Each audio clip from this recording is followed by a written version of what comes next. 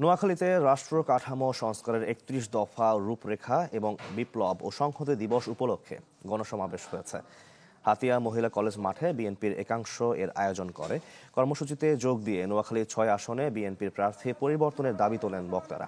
আহ্বান জানান মাহবুবের রহমান শামীমকে বাদ দিয়ে সাবেক এমপি প্রকৌশলী মোহাম্মদ ফজলুল আজিম বা তার ছেলে প্রকৌশলী মোহাম্মদ ফারহান আজিমকে মনোনয়ন দেয়ার। অনুষ্ঠানে বিএনপির নতুন সদস্য সংগ্রহ নবায়ন কর্মসূচির উদ্বোধন করেন ফজলুল আজিম।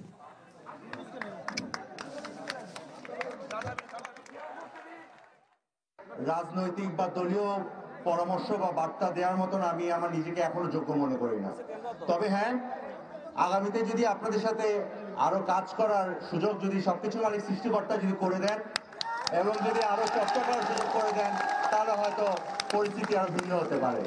ফিনলে ইংলিশ ব্রেকফাস্ট টি, যার কড়া স্বাদ আর সতেজ সুবাস দেয় চুমুকে চমৎকার একটা দিন।